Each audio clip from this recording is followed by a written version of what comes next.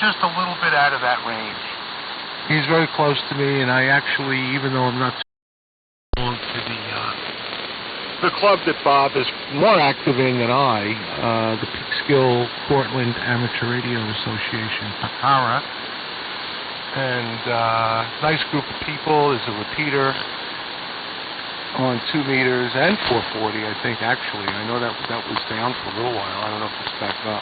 But good to hear you, Bob. I don't know if I checked this with someone else who has a scope.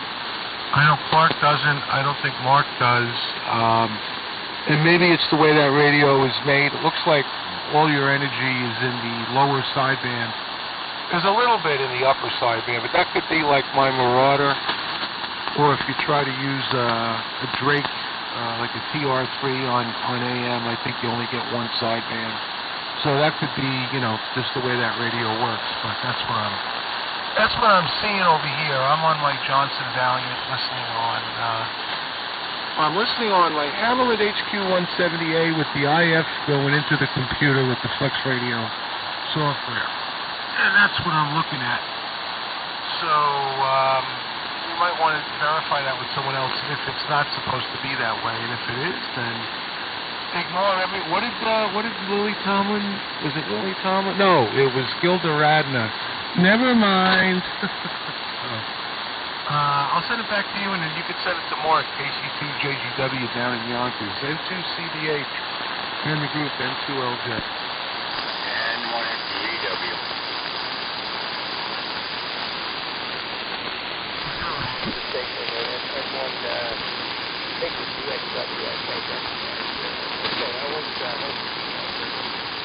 I don't know. It's probably more compatible with it.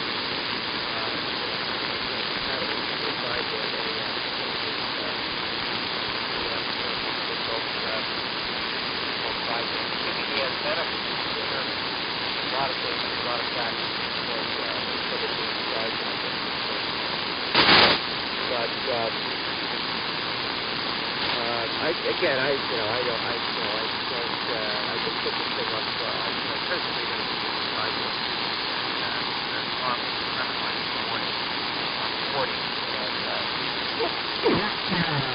this thing is when it was made, 60 years old. When it was made, it was basically a very basic radio.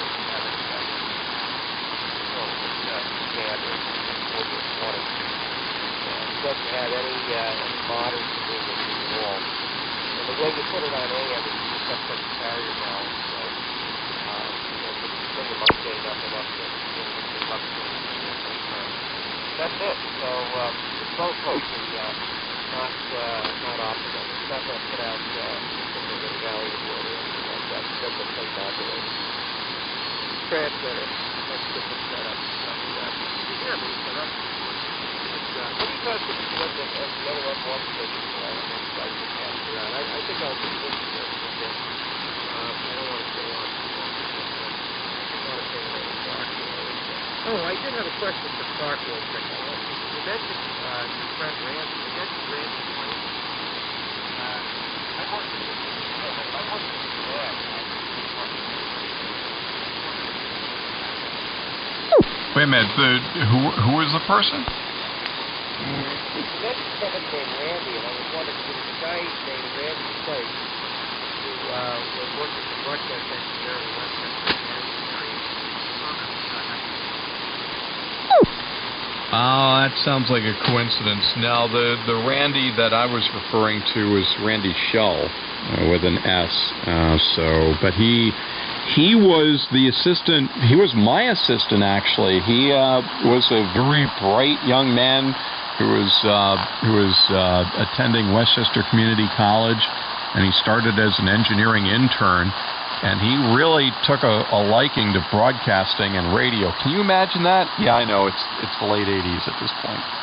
And when I left, he ended up being chief engineer, which sort of freaked out the manager at the time. But I said, listen, I'm not like, moving to another country. I'm still around. So we would get together for any, major engineering projects, and he really took a shining to the broadcast engineering thing. I mean, he really liked it a lot.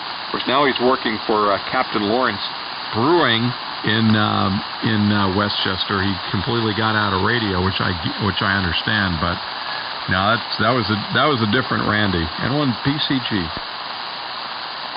Okay, very good. Yeah, I knew this other guy was around.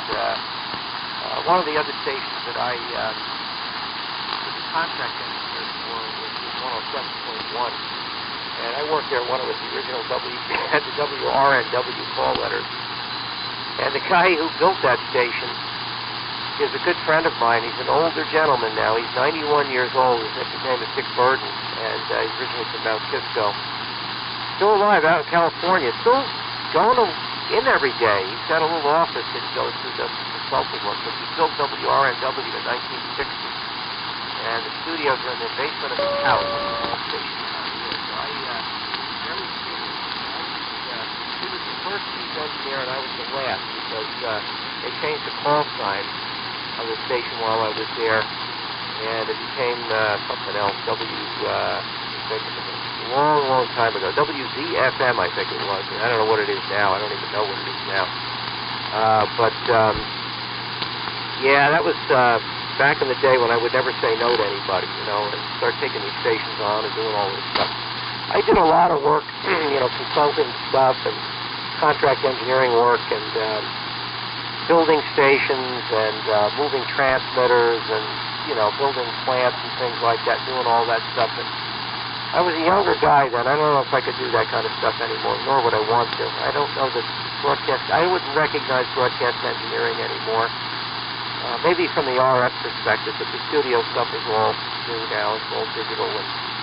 And it's not like I'm not aware of that stuff. I am, because we build digital audio gear for mostly used at transmitter sites, for audio switchers and that kind of thing.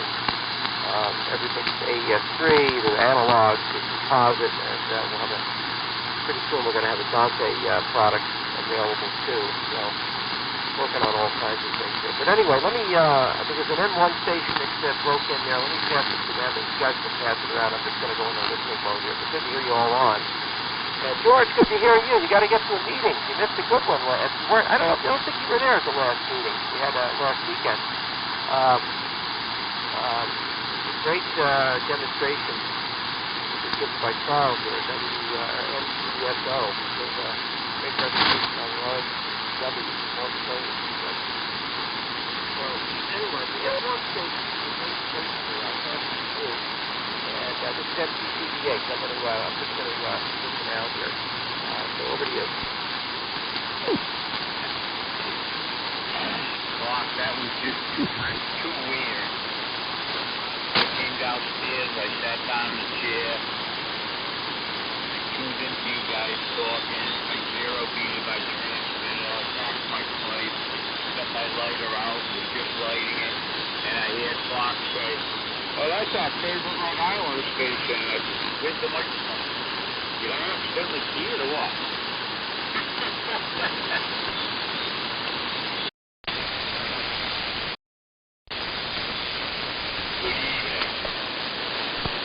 Hey, Barry. Yeah, hey, George, Clark, Charlie, the other couple gentlemen, Mark, and the other gentleman in there. Good evening. Good signals down this way. W3 MMR. Sounding good as always. Excellent, no problem. I'm out in the garage on the Valiant. Hopefully hearing me okay. And okay, Bob, going into the listening mode. Good to hear you over here. Absolutely, 100%. Yeah, I should, try to get to more of the events, but I don't know. I'm a little old and a little tired, and a little lazy, and I'm still working a little bit, trying to work as little as possible, and that's pretty much what I do. And I went to that auction. I don't know how long ago was that? Was that before the beginning of the year? I don't remember. Over there at the community center, and I was at that dinner. I think I saw you there at Portland Colonial. I do want to get. I've never been, as much as my wife goes there, I've never been to Uncle Giuseppe's. So you might see me show up for breakfast. That might be the next thing I do. But don't be a stranger. Stop in. We're here a lot, and that's it. I'm gonna send it to Mark, and Mark, you can figure out what to do with it. And I'll say 7-3 to Bob for now. KC2JGW in the group, and 2LJO. Yeah, KC2JGW. Oh, look at that. Got a frog in my throat that I can see. Listen. Yeah, I don't know what to do with it. But, you're talking about that over here, with my noise level, I had a little tough time. I had to actually listen to Bob on single sideband to knock some of the noise out. Now I was able to hear him pretty good. But some of the stuff he was talking about I couldn't copy until I figured out to go on a lower sideband, and then it would be better. He obviously has a lot of filtering, so I was playing with the filtering while he was talking, so a lot of the stuff, like I said, he was talking about, I didn't get the copy. But soon, but not yet, but soon I'll be going 73s, because I have to go up when it's time to eat dinner. Another about 10 minutes. So, I guess, Clark, you could take it back.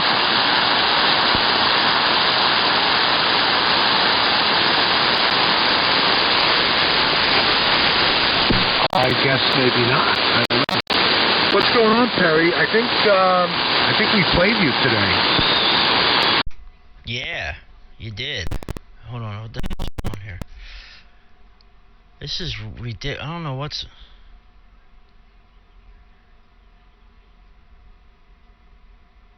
Hold on, sorry. I'm trying to figure out what's going on here. I'm not, Hello.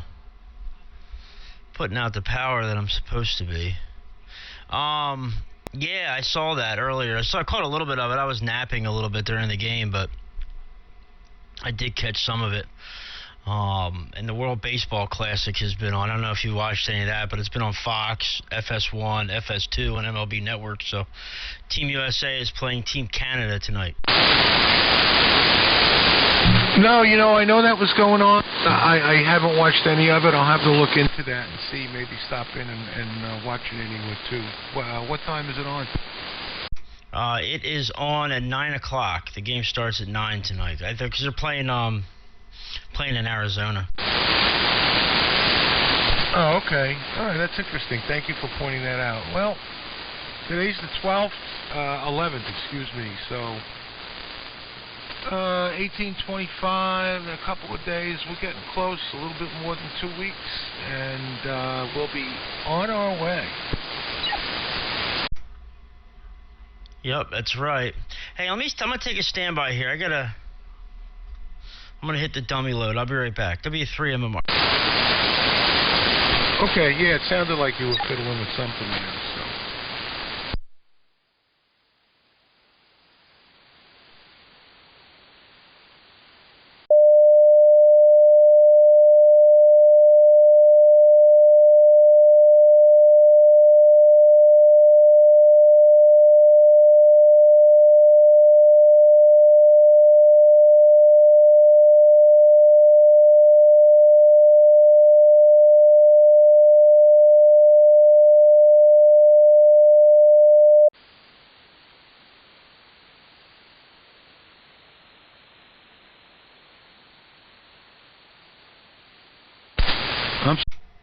Mike thinks my throat's been cut. So hopefully, we'll be having dinner sometime soon. So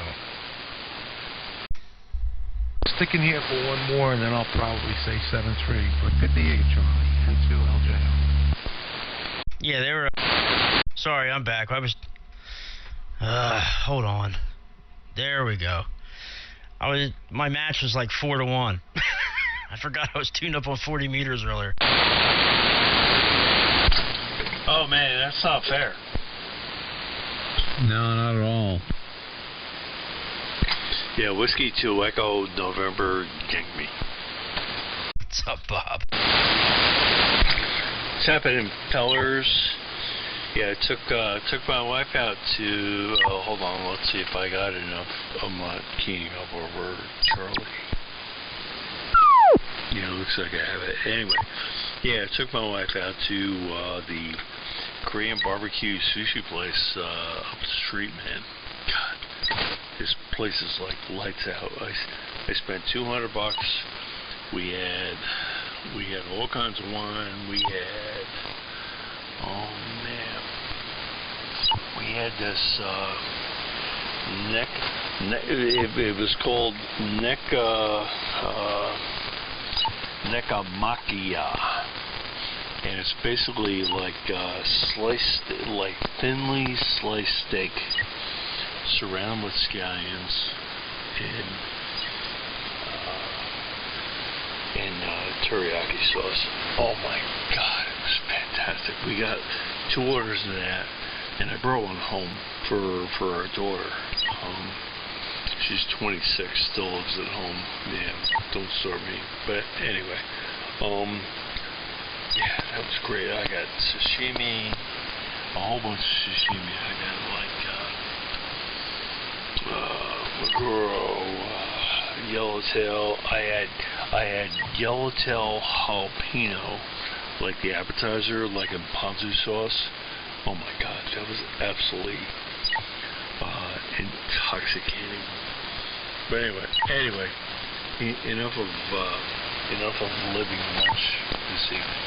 This is W2EOI. I'm not sure who's in rotation in whether you guys are doing breaking or whatever, but life is good, man. It was really a good day, and I didn't do my taxes yet, so fuck them. Yeah, I literally said to myself earlier today, Bob, I need to do my taxes this weekend. I haven't done my taxes yet, but I'm sure your taxes are a little more difficult than mine. I just have been employed at a few different places this year and a few different health insurances and all that stuff, so it's more involved than what I'm used to, but we will do what we have to do. But I want to get my refund. No, I'm not getting a refund. That's first and foremost. Between PayPal and eBay and all those 1099s that I get from those folk.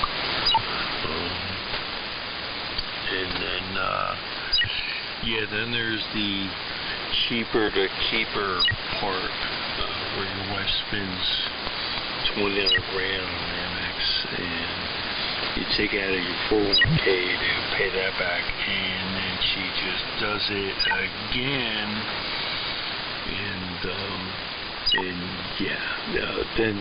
then there's those aspects that I have to deal with. Granted, I'm north of 59 and a half, so there's outrageous penalties, but then again, Joe Biden can shit on my 401k, and my wife's not is, so better than he is, but yeah, whatever. Don't starve me, man, that's what I said. Anyway, I'm going to shut it down out here. Hello, Bob. Goodbye, Bob. Clark, Charlie, the other Bob, CBH, is still listening. Clark, of course.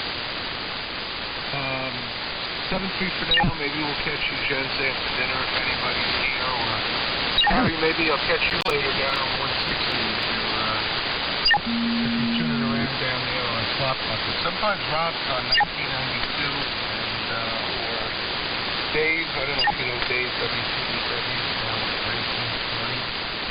So that might be a couple of places to check for me. Yeah,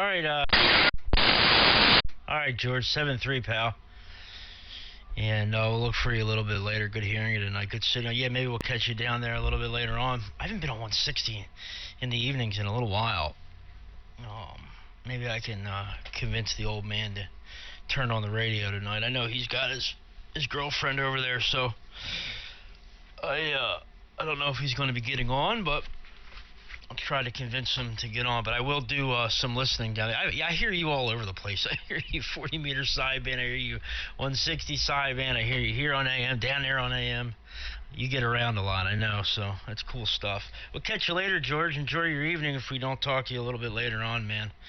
And don't forget about that World Baseball Classic tonight. I think it's on Fox.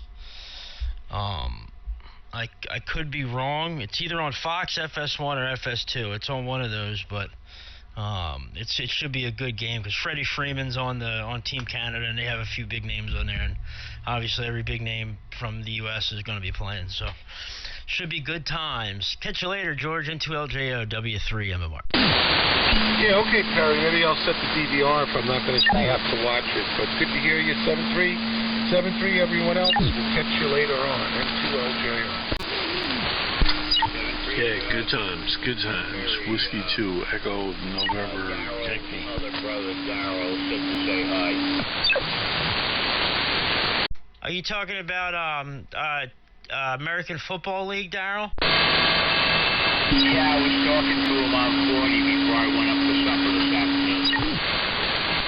Oh, nice. Okay, cool. Thanks for passing that along. Yeah, Darryl's good people. I haven't talked to him in a month or so at least. So, man, I was thinking about getting on 40 earlier. I laid down to take a nap at like noon, 12:30, and then woke up around 3, and then just laid there. I was like, man, should I get up and get on the air? And I just laid there, and time kept going by and going by. The next thing you know, it's 5 o'clock. I'm like, ugh. Are you getting like a digital noise in your receiver, like a...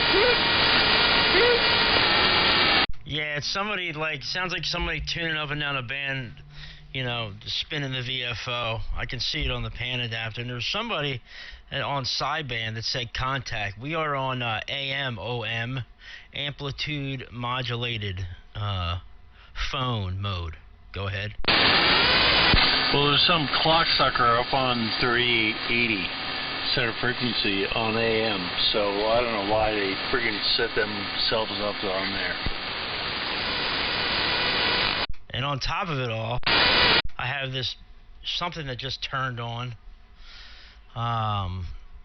That this whine that I get in my neighborhood.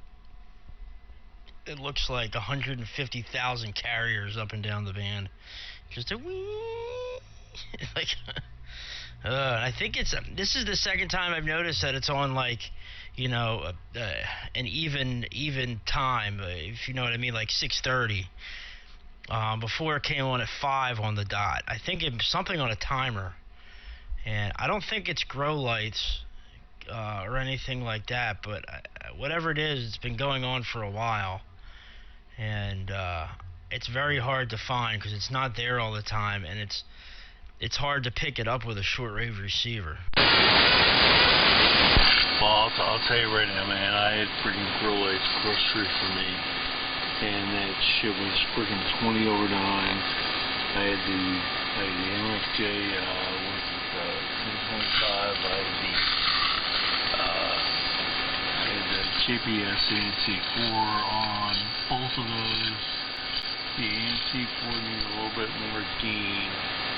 So, I used the,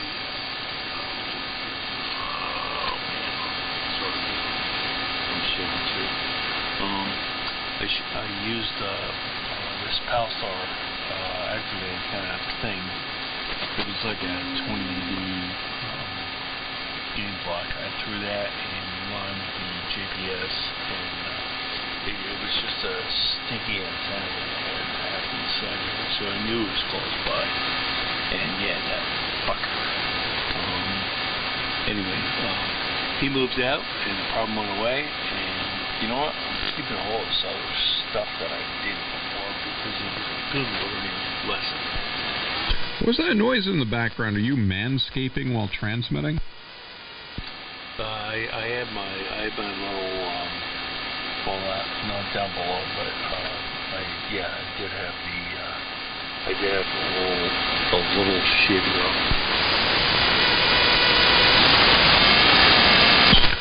right. Hey, did you get my comment to you earlier? Now everyone's making rapid-fire comments to me, but I must have missed yours. I wasn't watching porn.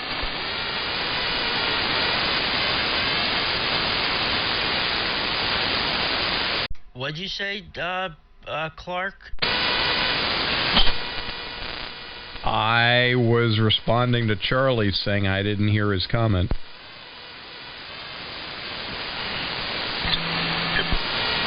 Yeah, earlier on. I came downstairs, I sat in my chair, I tuned in on frequency, I lit my pipe, and I heard you say, "Oh, that's our friend up in Rhode Island." And I said, "Huh? What do I see the microphone accidentally?" No, sorry, I mistook Bob for you, but it won't happen again. I just couldn't help, like, wow, that surfer alert he's got over there, man, that's a powerful machine. Powerful machine. From under machine. And for the record, yes, I was shaving my scoundrels north of my belt line. Oh my God. If anyone's curious about TMI, right there. Sweet baby Jesus. And I did it after Charlie keyed up, so I didn't jam Charlie. So anyway, I've never felt the need to manscape while playing ham radio. That usually, it's usually reserved for another time. But hey, man, I guess you gotta do what you gotta do. Hey, you know what? Not for nothing. It was my wife's birthday yesterday. She's 61, like me, and she's sitting on a freaking jury duty yesterday, and it was like I couldn't take her like anywhere yesterday because she's like shut in the box, and this morning it was like she was like I had to get up at 6 o'clock yesterday morning. I'm tired. And I took her out to lunch this afternoon, and so anyway, I wanted to look my best when I went back upstairs. So there you go, and that's why I was I had a little shaver thing on. Did you have any other questions, Perry? No, I think he cleared it up. No, I'm just saying, I want to look nice for my lady, and she's probably going to be tired anyway, because I took her to the JoJo place not far from here, and we had like mega lunch and drinks, and anyway. Where'd you guys go? What'd you get? The place is JoJo. It's like Joa. It's in Bales Gate or New Windsor. Like 12553, whatever. I got sashimi piece parts. Like I got like Maguro. I got like yellowtail. It was absolutely fantastic in ponzu sauce. And it was like the girl. It wasn't on the menu, and the girl knew exactly what I was talking about. It appears to be run by Vietnamese, as opposed to Viet Cong. But my wife got she got the man. This is like a multi-syllable word. It was like Negamayaki, I believe it was, which is basically this sliced steak that they do around scallions with teriyaki. And oh my God, we got 2 rounds of that, and I got 1 round to bring home, dude. this shit was, wow. It was fantastic. And we got edamame to start with, you know, the kosher soul on the top and blah, blah, blah. But anyway, she got some kind of vegetable rice to take for her entree, and I did the mega sashimi stuff. But it was good times, man. The mega. Yeah, God, I haven't been out to eat in forever. But sounds really good. Not gonna lie.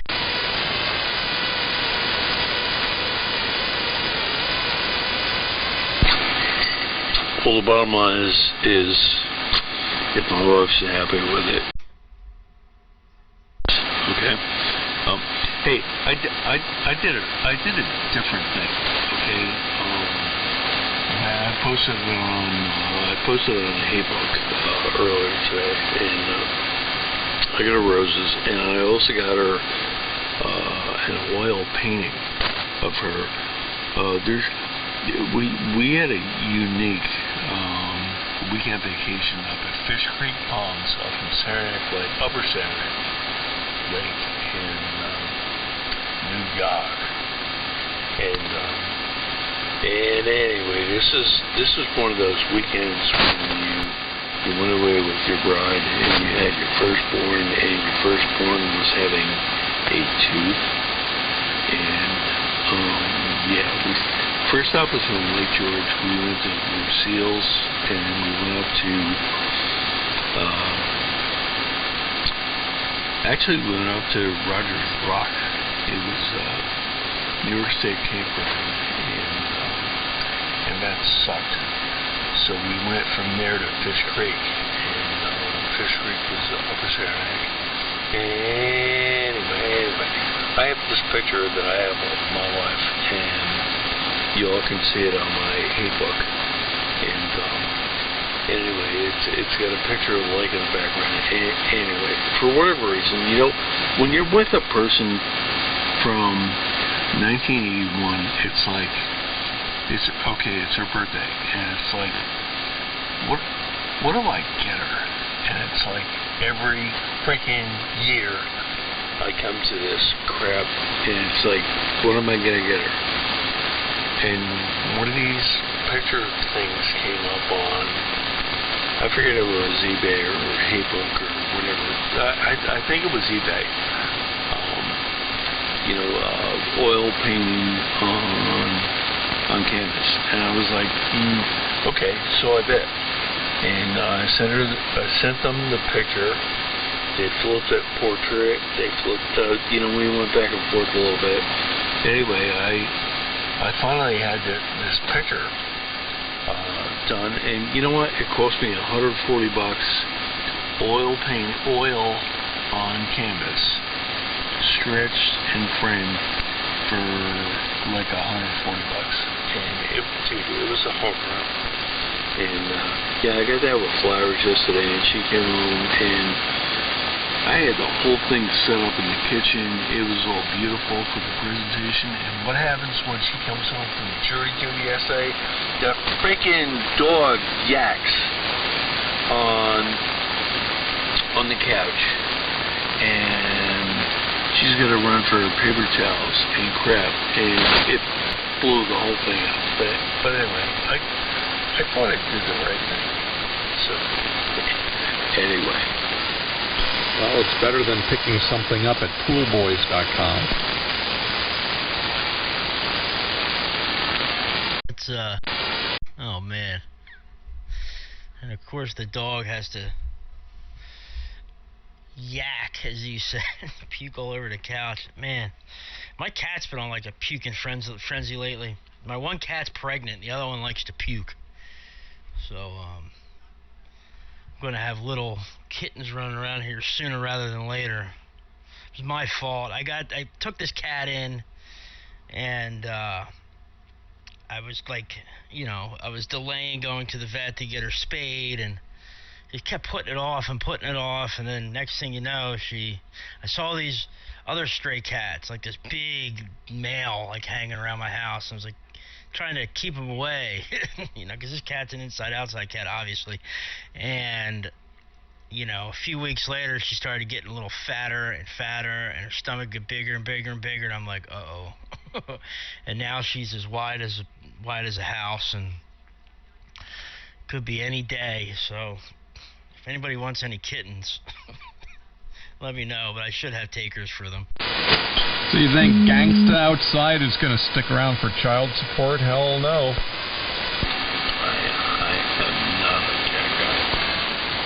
Yeah. Well, Bob, I was never a cat guy either, okay? I'm not going to lie to you. I've always had dogs. I still have a dog. Hank he'll be 13. Will he be 12? I can't remember. He'll be 12 this year, in June. And, I had 3 dogs when I was together with my ex-wife, and like I said, I got the one now. And this one cat, my first cat, my dog and I were walking out the door to go to Lowe's one morning, and as soon as I opened the front door, this cat just walks in my house. Just walks right past me and the dog. I'm like, what are you doing, dude? And a super nice cat. It was all like mangy looking, skinny. Was missing all the hair on her stomach, was gone. So I felt bad, and the cat was super cool. It might as well be a dog, but it just looks like a cat. And so I was like, I guess I got a cat now. I went and grabbed a litter box when I was out and some food.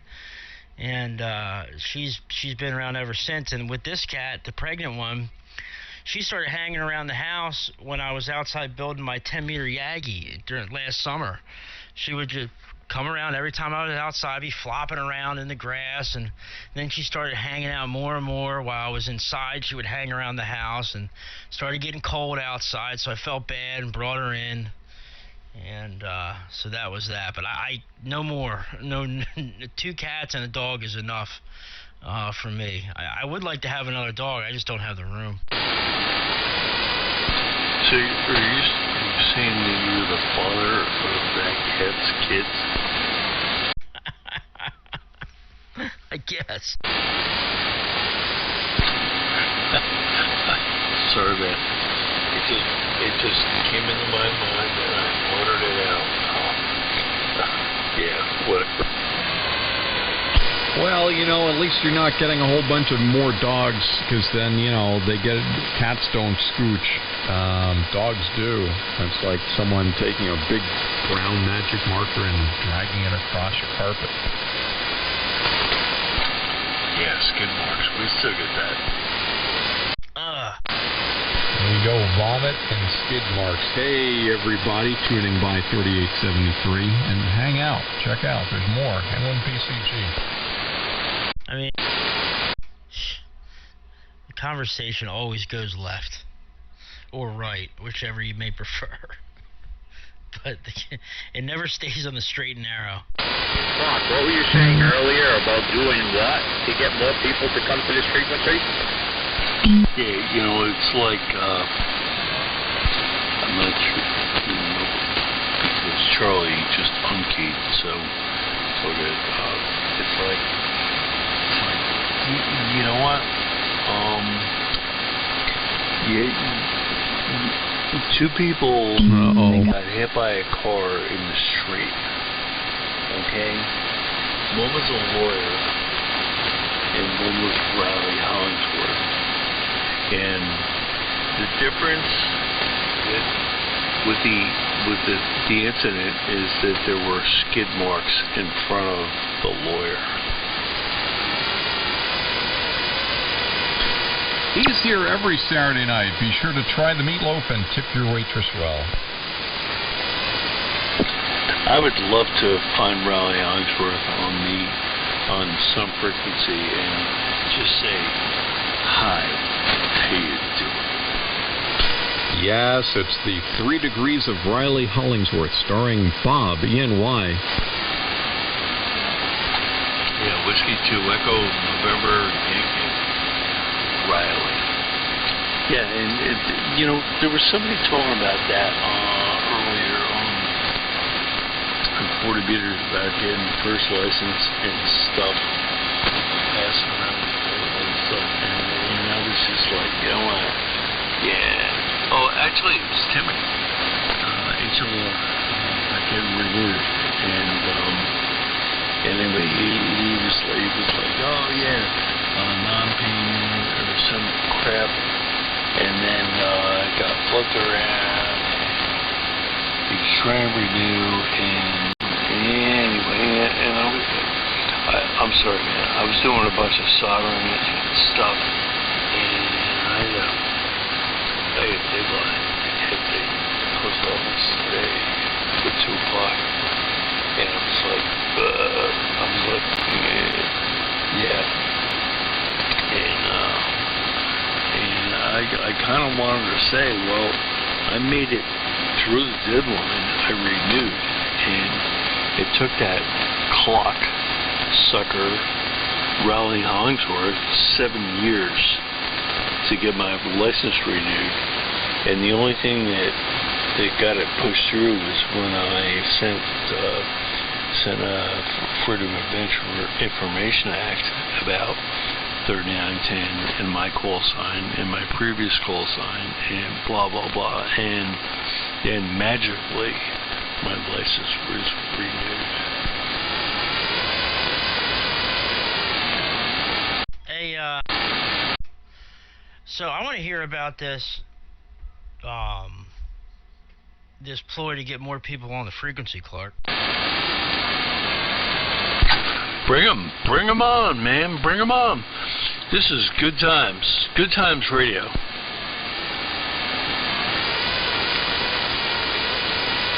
Earth to Clark. Yeah, I'm sorry, you want to hear about what? You said something. Charlie had said something. You said earlier that you were going to try something to get more people on the frequency. Yeah, giving away lottery tickets. Where do I sign up? Yeah, Charlie, so you were going to put how many lottery tickets up to offer as prizes for people to listen? I put a whole bunch of post-it notes at the bar. What's the big deal? Why aren't they here yet?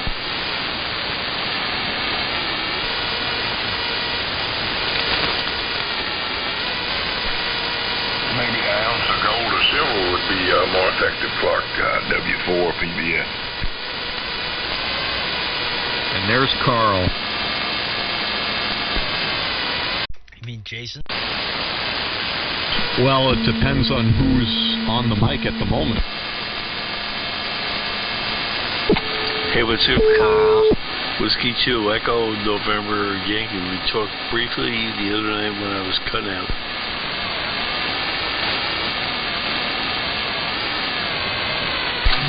If y'all can hear me.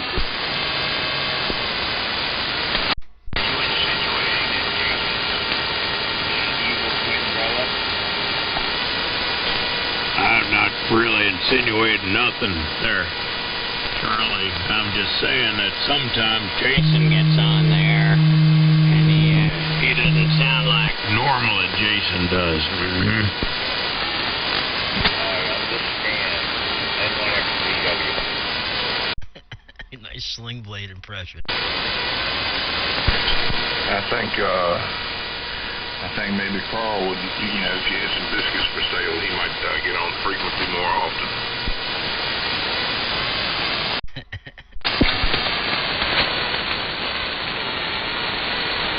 Yeah, good evening to you, Jason. Sounded good up here this evening, man. Yeah, I could go over some biscuits and gravy right. Oh my God, how good would that be right now? Roger that. I make some good ones. I make homemade biscuits and then sausage gravy, homemade, and all that good stuff. As Trump would say, everybody is really terrific. Everyone agrees. Yeah, it sounded like the dog in the back row was agreeing with that. Yes, he did, Charlie. Yeah, that's cool, man. I used to I lived in South Carolina for quite a while, and I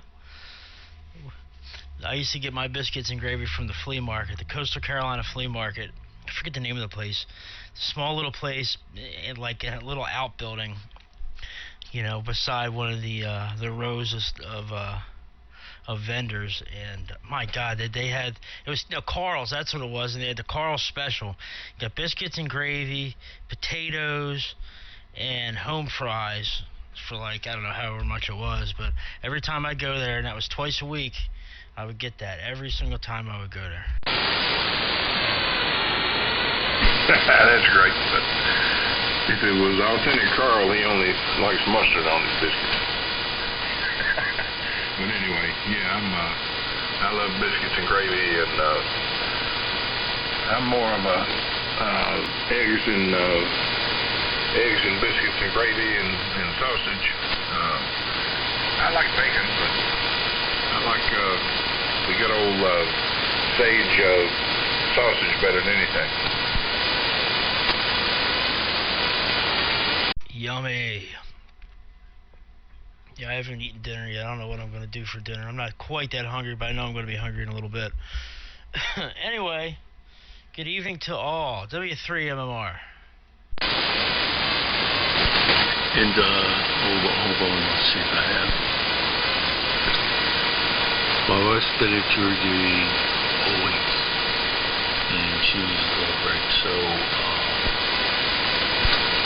with all due respect to the ladies out there and everything and stuff, we went out to great birthday lunch today at the sushi place, and my goal tonight is to have dinner with my wife here at the house. So anyway, I'll see you cool cats later on. And my goal here it is. Here's the Raleigh Hogsworth. Here is the Raleigh Hogsworth statement. My goal is to wake up in the morning and my face feels like a glazed donut. Whoa.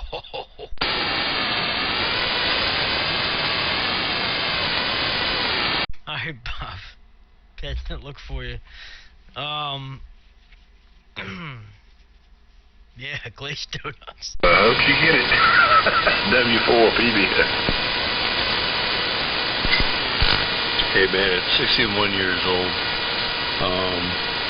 man, you gotta do it.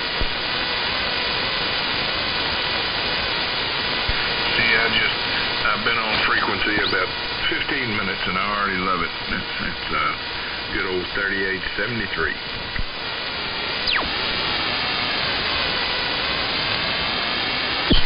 Oh yeah, we don't disappoint. From 3910, and that stuff flew every day.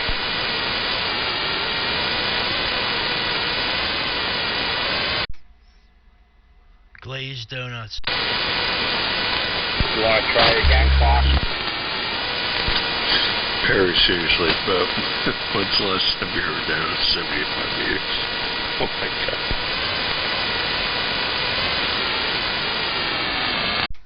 Yeah, man. W3MR. Charlie, you're coming in good tonight. Yeah, actually, my buddy Chris. That link, your channel master over here. Ooh. I'm winning at something. Makes me feel like my day's complete. Thanks, Charlie. I'm not running that much power, I guess, 250 watts or so, but the band is in good shape. God, I just wish this noise would go away. It was so quiet on here when I first got on, and now it's just there. So tired of living in this neighborhood. We'll get out of here one of these days, but I just, I can't bring myself to pay 3 times what a house was worth just, 3 years ago. So I'm hoping and waiting that the housing prices are going to come down a little bit. Maybe they won't, but I'm hoping and praying. Yep. Well, Bob teased with you, but that's all right because your channel master, you strapped him all the way through, and you couldn't even tell what he was saying. Yeah, strapper. Sorry, Bob. Go ahead, buddy. right, no more Bob. See you, Bob. Yeah, ice cold bottle of Nestle Pure Life.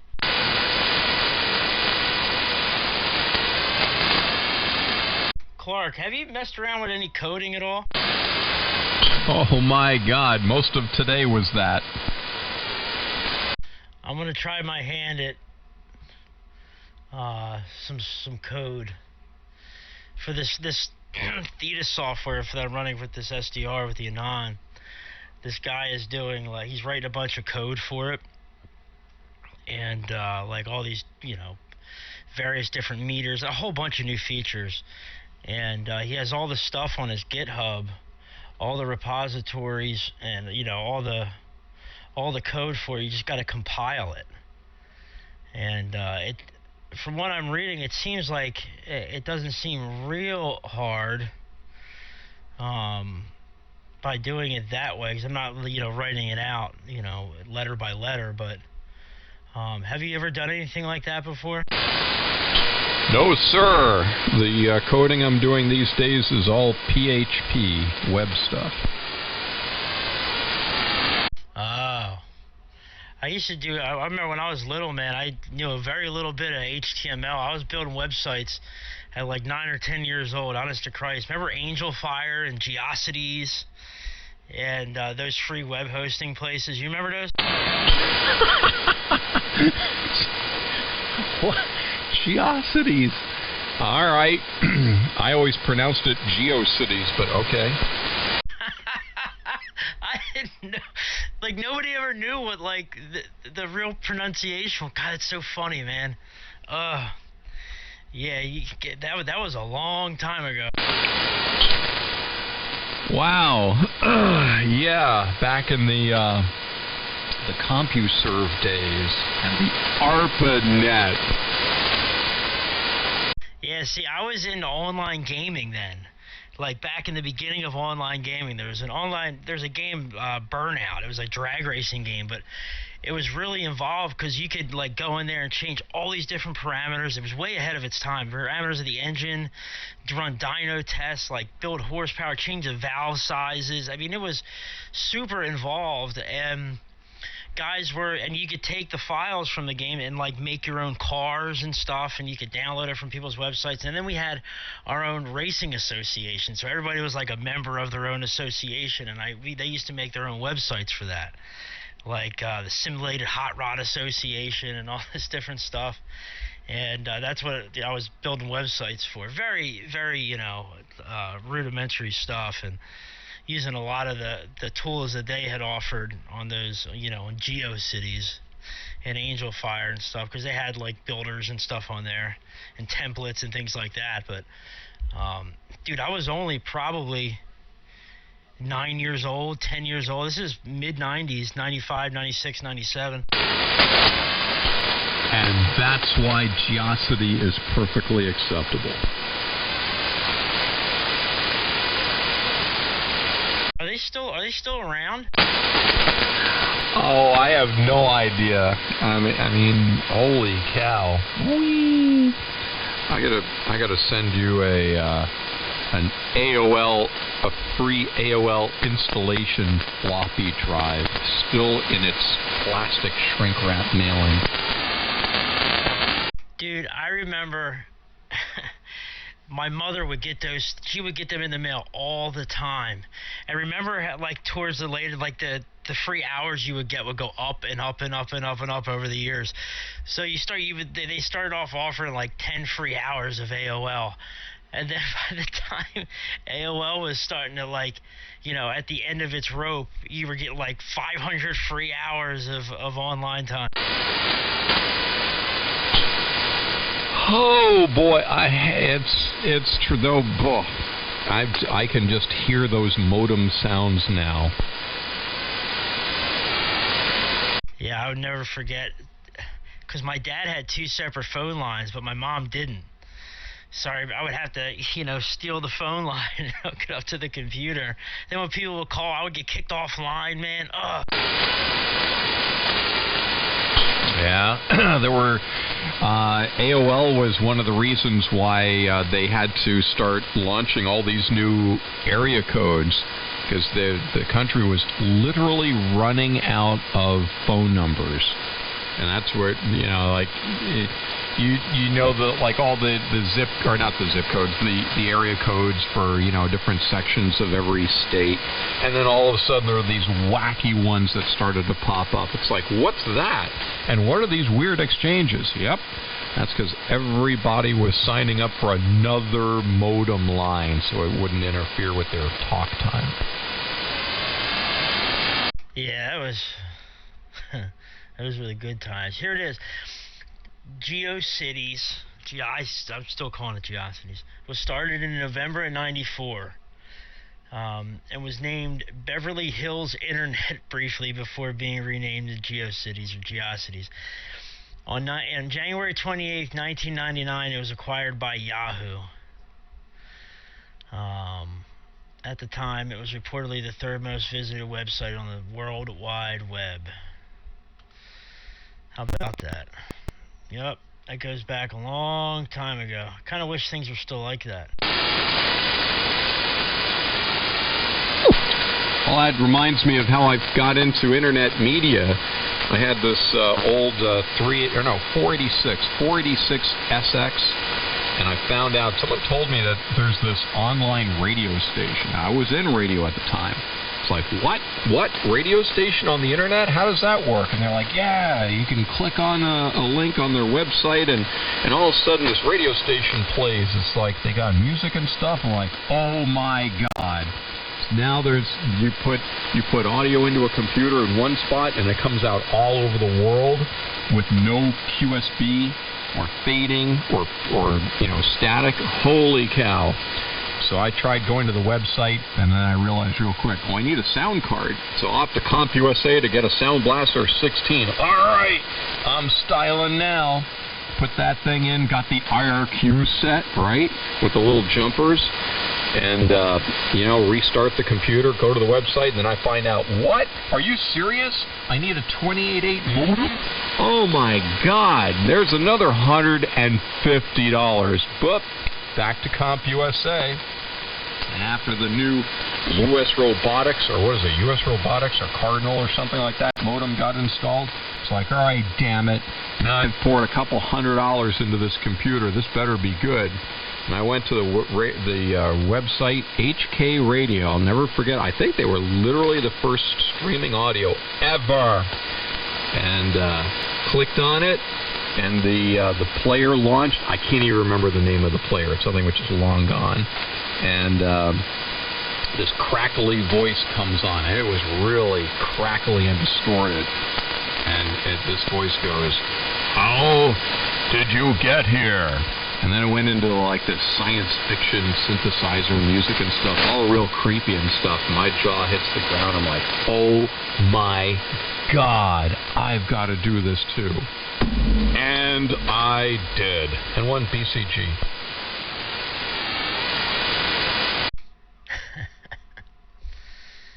Yeah, man, I'm reading. This is crazy. Apparently, Yahoo deleted everything. Deleted everything without people knowing. And apparently, it was the largest. People are saying it was the largest information dump in recent memory. Why, Yahoo was deleting people's... No, I guess when they had bought GeoCities, when they had bought them, they I guess they deleted all the websites, all the people's content, millions of users' accounts, all gone. And there's a whole story about it. It's pretty crazy. Oh, that's right. Because Yahoo bought GeoCities to get the database, not to get the data. Big difference. Right. So it'd be cool to go back and look at some of those old websites, but they're all gone. Yeah, don't forget to put in www.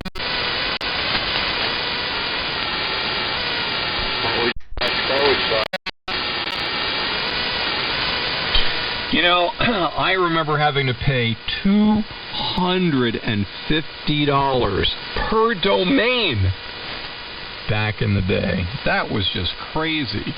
The what was it? The audio streaming encoders were $2,500 a piece.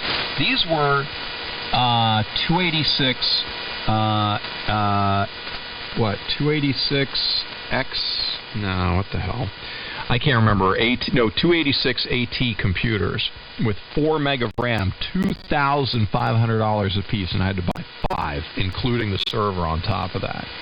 I remember asking the company, Zing Technology, I'm like, I'm on to you guys. These are 286 computers. Everyone's got 486s now. You're reselling old crap for like way too much money. They're like, nah, it's not the computers. It's the sound card, the Echo sound card that's proprietary that we're selling for huge money.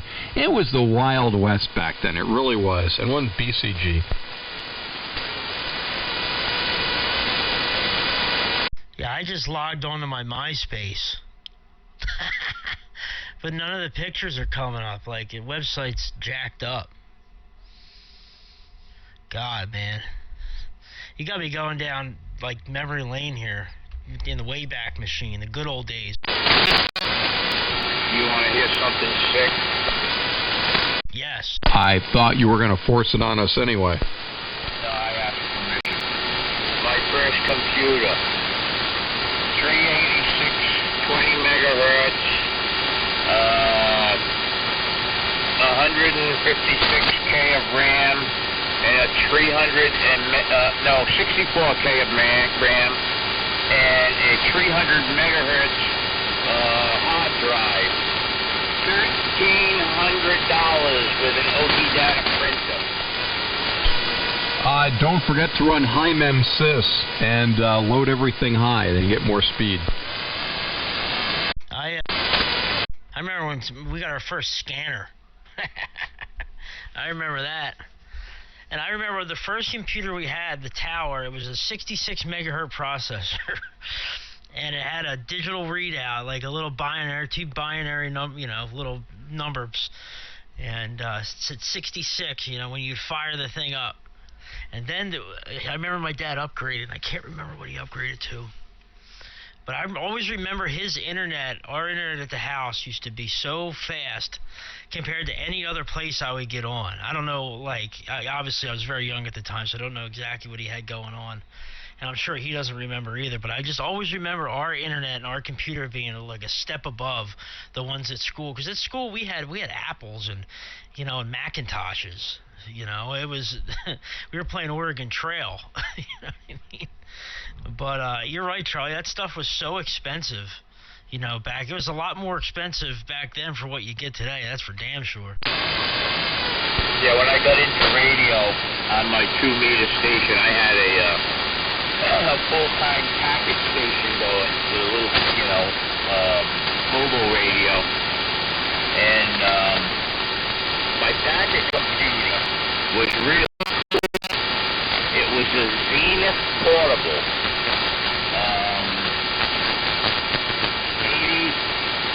86. It didn't have a hard drive. It was like a little suitcase. Almost like a portable typewriter. A little suitcase. When you opened it up, the display was on the top half. The keyboard was on the bottom half.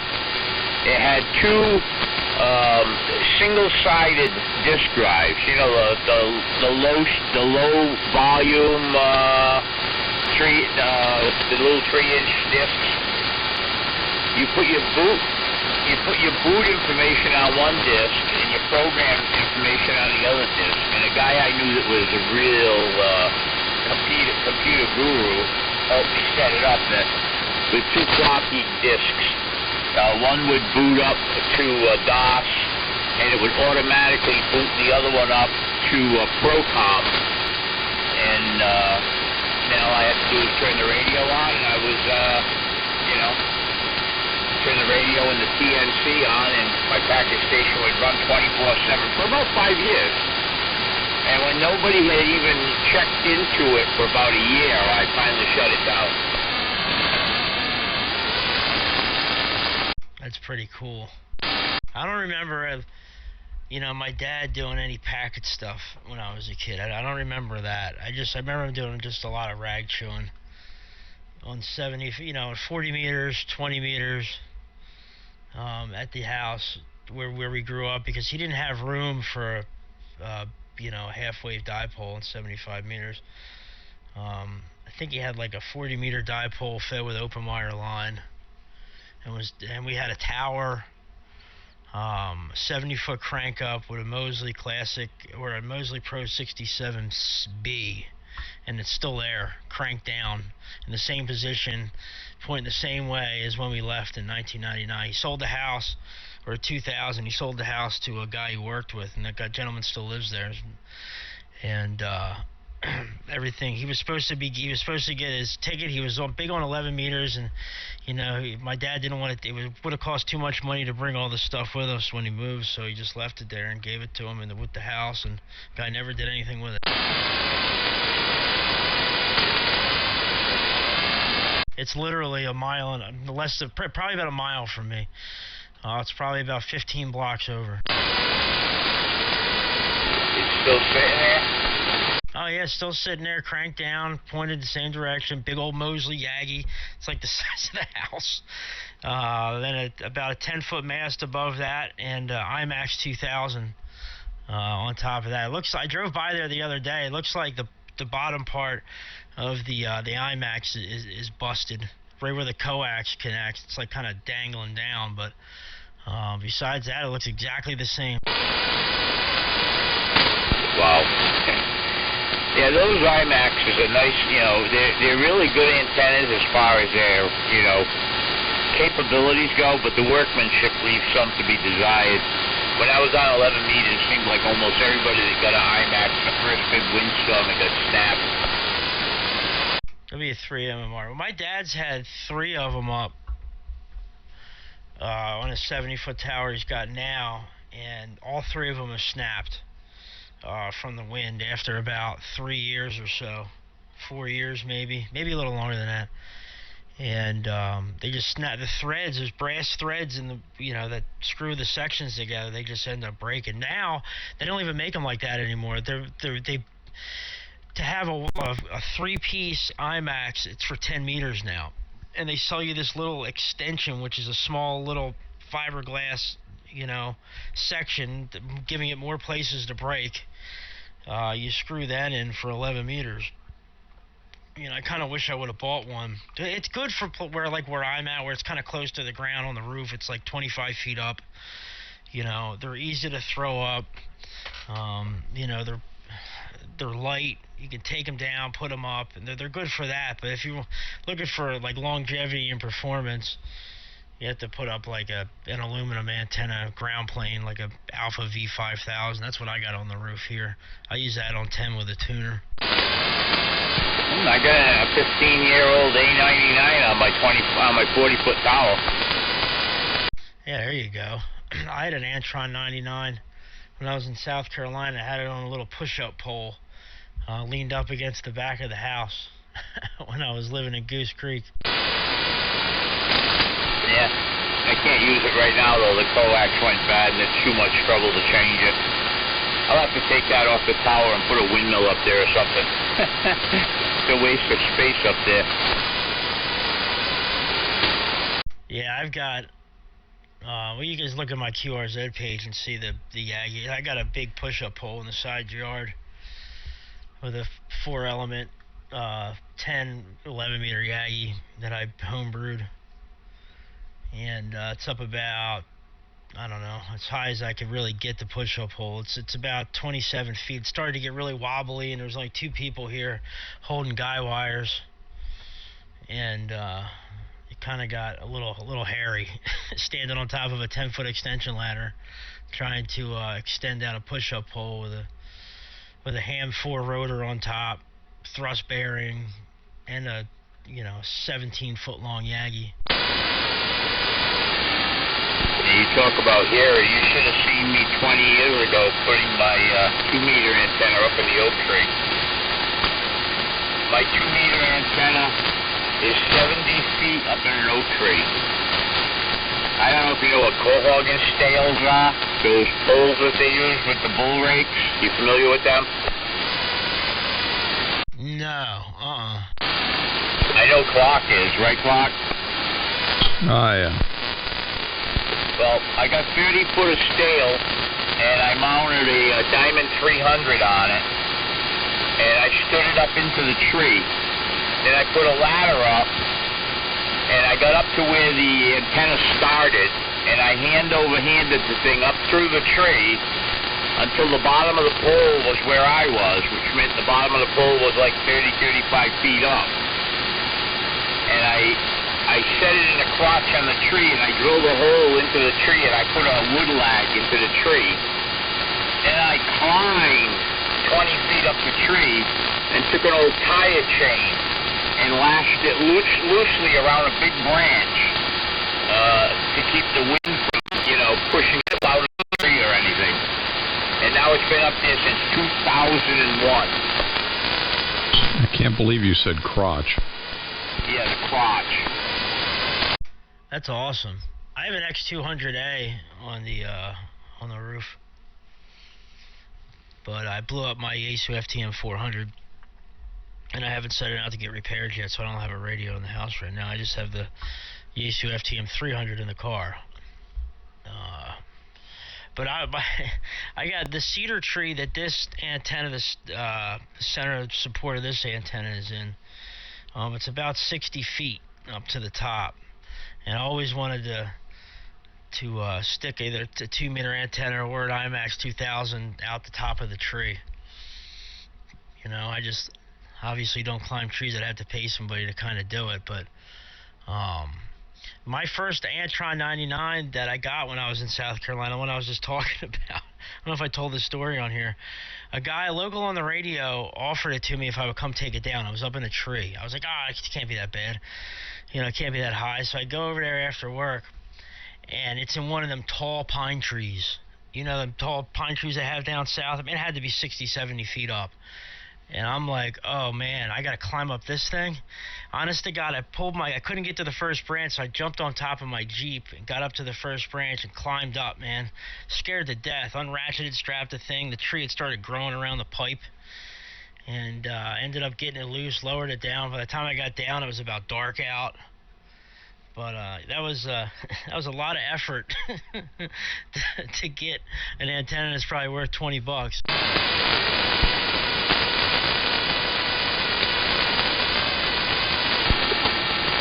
In the front corner of my front yard. Good evening.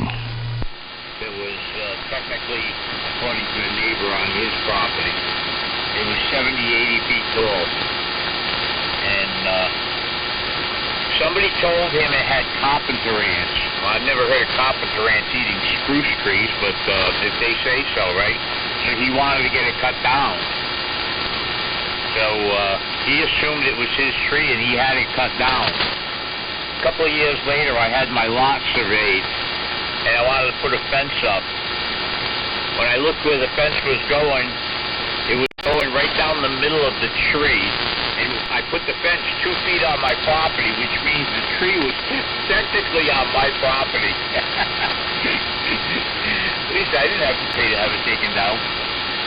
And if that tree were there, I would have the capabilities of putting up a proper dipole, because that was 70, 80 feet at the right front corner of my yard, and at the middle rear of my yard is the oak tree where my diamond antenna is, and that thing's almost 70 feet tall. So it's far enough in between the two of them. It's over 120 feet. I could have put a dipole up. Good evening. Hi, Brian. Long time no hear, buddy. Good evening. Nice signal, man. Jesus. Yeah, man. That's what we do in this hobby to get on the air. you know. But hey, we're all here and we're all having a good time. What's up, Brian? Not much, Barry. I've had it on for a while here. I'm doing other things around the abode. And I can't believe... So I hear something about Perry with manscaping. Then I hear about a pregnant cat. And the last thing I heard was he said it was his fault.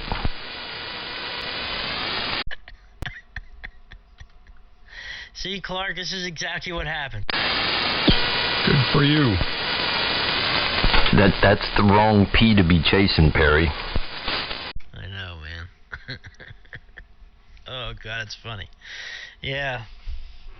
So my cat's pregnant. Bob was the one manscaping on the air, E-N-Y. And, I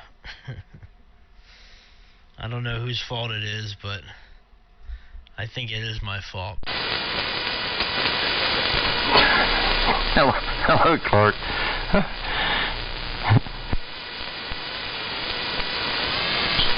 It's just another night on 3873. I'm really surprised at how, I'm a pickle guy, he functions quite well for as pickled as he is. Pickle guy.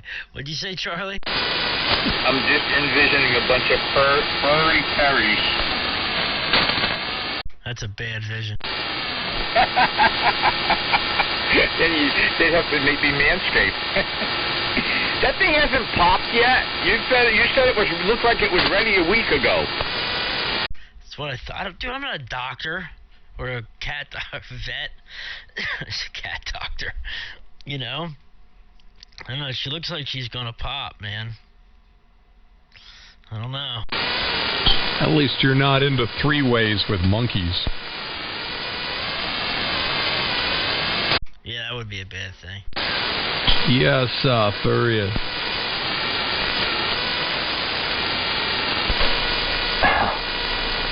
Amazing. Nah, never mind. So what have you been up to, Brian? Perry, I've been busier than a cat on a hot tin roof, being chased by a pack of rabbit dogs. I thought raising kids was hard. Raising parents is even harder. Oh, man.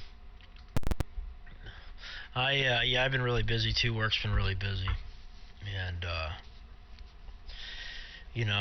leaving the house at 5:45 in the morning, getting home at 6:15. It's not much time for radio, you know. When I do get on in the evenings, it's only for a short period of time. But by the time I eat, it's 7 o'clock. Most guys are gone by then. So I haven't been getting on much. But hoping with the summer coming up, we're only going to get busier. So I guess it's going to stay that way for a while. You, the last I talked to you, I thought you were changing gigs where you at a dealership now, right? No, I'm actually that was a little bit of a fiasco. I was going to go to a dealership, and then a guy called me and was like, "I heard you're leaving where you're at. Let me talk to you." So he offered me a better deal, so I went there, and then I found somebody else had contacted me. Working 4 days a week, off weekends, obviously benefits, 401k, the whole nine, making a lot more than where I was at, and it's been great. I've been there for about 6 months now. So yeah, when I was that whole job changing time, I went through a lot of changes in about 3 months. That's good. Sounds like you're settled in where you're at and appreciated. We've been down a man for, I guess, almost a year now. And I hired one who had a really good promise there, and I don't know, I guess just mental breakdown, I don't know what to call it, but so he didn't stick around. And to be honest with you, Perry, as tight as the labor market is, at least down here, we're not not looking, but we're not looking, if that makes sense. Yeah, it makes sense. Nah, this place is great. I know you used to hear me complaining about my work all the time. Not here. This place is very well ran. 3 techs. We do about 40 grand a week with 3 techs, 2 A techs and a B tech. We had a lube tech guy, like an apprentice. But he didn't work out. He couldn't show up to work. Was taken off, and for all these crazy reasons. You know, usually why you fire somebody. It's great, man. It's been awesome. Climate controlled shop. Like, we're expanding, putting three more bays on, and renovating the whole place. The place is already pretty nice. It's in a really affluent area in Chadds Ford, Westchester, Pennsylvania. It's like, you know, that area has some of the highest property values in the United States. Like, as for, you know, it's kind of like where Clark's at. You know, it's like the people there got money. So it's been great, man. I honestly I couldn't have a complaint even if I wanted to think about one. That's good, I'm glad. Well, I don't want to hog it up. I just jumped in here to harass you. I literally stopped by at the door. The radio's on, and I'm running around the house and heard something about that, and heard something about that, and then I heard you say it was my fault. I was like, whoa, wait a minute. So I had to finish what I was doing and come harass you. What are you doing, Clark? You behaving there in Connecticut? Nope. Did you get the Snoopy Mobile up and running? Yes, after spending a whole day changing a tire. But, yeah. Oh, boy, an inner tube for $150 from Goodyear. Yeah, baby. All natural rubber. $150 for an inner tube. Let's just say I was hellified. Inner tube for what? His plane. I don't know why you even think that. Everything was all good, ready to go, and then they said, oh, wow, look, the outside, because we had a retread. I was unaware of this, and they said, yeah, you know, the sides of that tire's not looking real good. And I'm like, it's fine. And they're like, well, you know, we'd hate for you to be landing somewhere, you know, out in the rural areas there where you guys like to go, and all of a sudden your tire's all over the place and in bits and pieces. Yeah, you really ought to replace that. And I said, well, how much is that going to be? Oh, well, like 120. I'm like, fine. Oh, no, the 120 is just for the tire. It was 150 for the inner tube. But, fortunately, labor was free because we just did it ourselves, and they watched over our shoulders, so that was a nice arrangement. It's incredible, but how expensive all this garbage is getting. And then you add to that I imagine since it's going on an aviation device, that it has to be FAA, or do you guys call it FABA, approved? Well, you'll appreciate this, Perry and Brian. Yeah, apparently I used way too much talcum powder, or whatever that stuff is that you put in the... I don't know if you guys do this, but what we have to do is we have to put the talcum powder inside the tire before you put the inner tube in, so that it can, like, slide around, and, you know, when it expands, it doesn't bind up or anything like that. I don't know if you guys do that.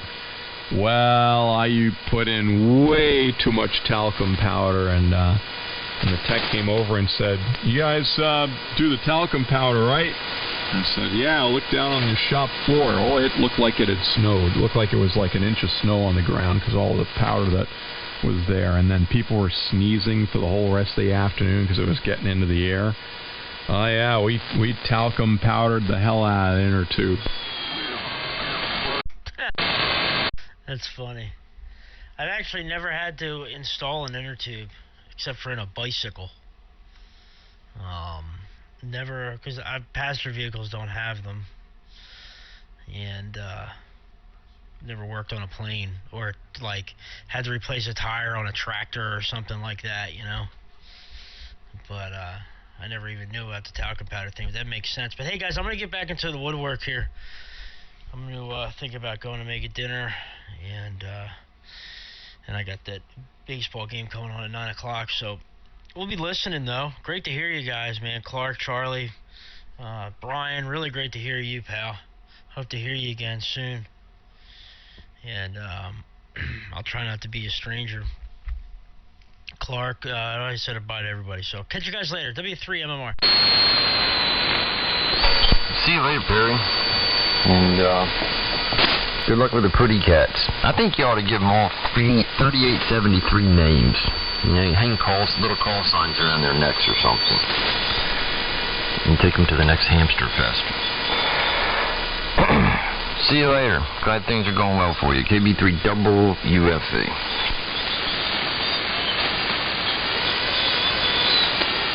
Yeah, he can name all the kittens after his favorite 3873 personalities.